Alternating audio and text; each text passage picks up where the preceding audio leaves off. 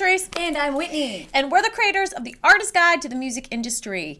We are here to show you all the do's and don'ts of making your way in this crazy, ever-evolving industry called the music. The music industry. How many times did I just say industry? It is the industry. I feel like I said it a ton. Maybe I did. So today we want to cover for you all some ways that you can actually start to make money as an artist, because really this is about a consistency game, and if you can't make money, then it becomes hard to stay in the game. So it's going to be a two-part video, and today we're going to cover 4 ways that you can start to make cash flow or money as an artist, and then next one will cover 3 other ways that you can do that.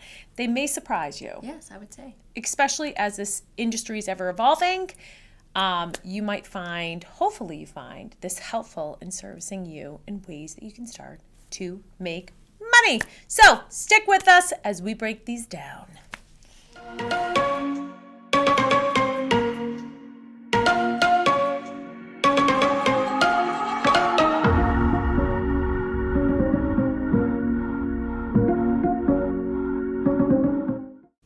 So let's dive in.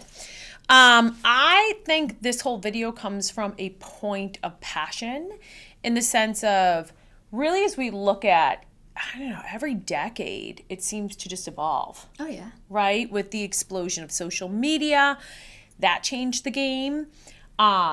Just at each time that we move forward, you just see different elements coming through, and it's always important to be able to shift as an artist. Yep.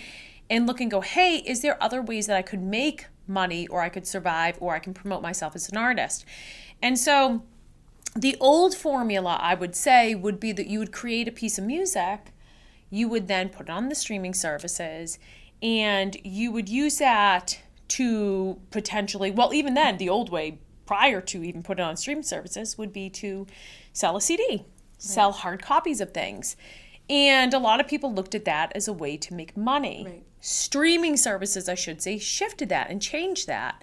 And ultimately, you're starting to really look at, you're really making pennies off of each stream. So with that shifting, where it's like, well, hey, I'm spending all of my time, energy into creating this incredible music, but then I'm not able to actually thrive off of that. I'm not even necessarily making, I think it's like probably 500,000 views, say on Spotify or YouTube. You can go, there's definite data out there that shows you, but it's in the hundreds of thousands. It's not just like one where you're making at most maybe $1,500. And for most of us, that's production and photo shoots and so forth. So it's a wash if we get to that point, and especially as you're building, that can, unless you land a major playlist or you have a really strong, already thriving fan base, it becomes hard to actually survive off of that, right? So you kind of go, how can I use this amazing art in order to survive? And so one thing that always just seems to be a consistent thing, and one of the first things that we talk about is gigs or shows, right? Yes. You do a ton of weekly shows. Yeah, and I find that not only are you, like, as a performing artist able to say, hey, this is like what I'm going to perform for, I'm going to make money doing this, you can also like add a tip jar at certain places and get more, and that helps go, okay, cool, I have enough from X amount of gigs, now I'm going to go record the song that I really wanted to do, and it feeds into more of your creativity. Just an area of cash flow, right? Exactly. So, I mean, that kind of hasn't changed. That's always that's been a standard of making money. I would say in certain places, it might become a little bit harder in regards to when you look at the Nashville scene, when you look at, I mean, right now I feel like Nashville is the place. You still have LA and you still have New York, but a lot of those places will say, hey, this is great promotion, and not necessarily pay. Tip jars go out. So like you were saying with the tip end, you could look at it that way. Yeah. But I would even say to those artists, as a little tip there, maybe search about an hour radius around there and see about booking some of those gigs, because those are going to call for artists. So sometimes we think everyone's going to be centralized into that city. But, you know, you can find that you find a very thriving and incredible fan base just right outside of that, and you're not only building your fan base, but you're generating income in order to supplement, be it production, be it your rent, some food. So that's what I say on that end. That has not changed, and I don't see that changed. It is certain places that there's a little bit more exploitation of the artist because there's so many artists, and that's where we have to always be. And I think we'd pass on to be creative, to think outside the box, rather than just like caving to it and be like, maybe you do some of those songwriter circles, maybe you do some of those gigs in order to promote yourself. Be sure to really work that tip jar. Yeah. Right? Because people are on vacation in those places and they're excited to tip, or pay out, and Bring so some spending money on their vacation, and yeah, they know they're not coming home with it. So, which could also lead to cash flow number 2 that you can be creative with, and that is merchandise. Right? yes. And so that's a great way that you are very much in control with the streaming services. We're in control of our money in regards to fan base and so forth, but we're really putting things out there and splitting the pie with a lot of different people. Whereas with merchandise, you can buy that product. There's lots of sources now where you literally people can pay as they go, so you don't have a ton of overhead. Right. Yeah. If you're like, okay, cool, I want to make money. I can't afford 25 T-shirts to bring to a show. You don't have to. You can start the website, and you don't even have to deal with the shipping. As you build, I think there's something about, especially at like fairs or festivals or vacation places, some people want that actual thing. Right. So I would say to that, maybe as you build, think about having that product there, but don't start maybe with a ton of overhead. So number 1, gigs. Number 2 is merchandise, and they kind of pair together. Another way that you can think about it is create a really great website, and you can be a work for hire. I've been paid to record my vocals for other people's songs, and that has helped me generate some income. Right? And it's a cool way to network with other people. It's a cool way to hone in on your skill set. And it's a really cool, quick way to make money. It's going to be an investment because you need your own equipment as a vocalist to make sure that you have stuff to record your vocals. And you may need to take some time to educate yourself on how to process those vocals and different things there. But you very well can make a career doing work for hires. Okay, y'all. Before we move to the last one here, I want to mention to you all that we are starting a podcast. Woo! We're super excited about this. So be sure to check out below this video or up above, depending on where you're coming from, because we have an incredible group of artists.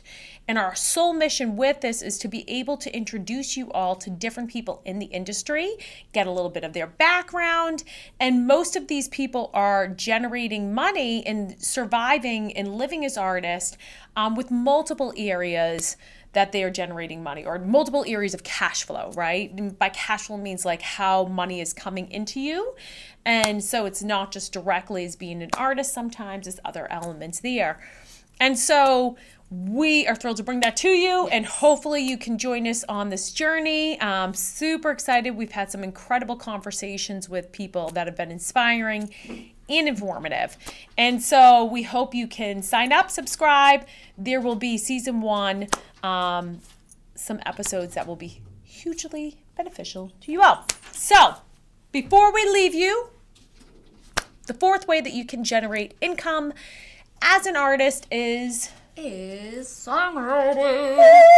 So this is really important. It gives you some more in stake as a solo artist into your each song, because there's a certain pie, and maybe we can do a video on that at another point. Yeah. But there's a certain, if you think about 100% as an artist, $1, say you don't pay the producer and you we're half and half with them, they would get 50% of the master, and then they get the songwriting, publishing, and so forth. And there's all different kinds of agreements. But the more that you do as an artist can sometimes benefit you. Sometimes it can overwhelm and we want to outsource. But in this case, it can definitely benefit you because you will own more stake into the song. But then there's also the area that you can be writing music for other people. This could be that you get a publishing deal where you're writing for major label artists or up and coming artists. It could be that you write jingles for people.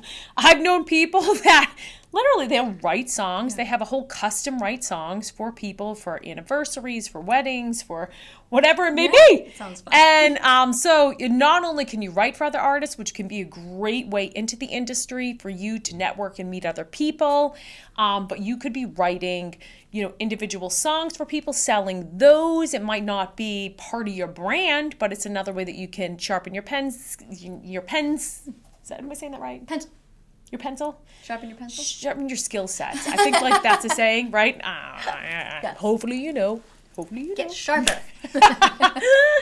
And so, that's another great way that you can start to think about making money as an artist. So, hopefully this was helpful. Whitney, quick breakdown. 4 things are. Merch, gigs, songwriting, work for hire. Yes.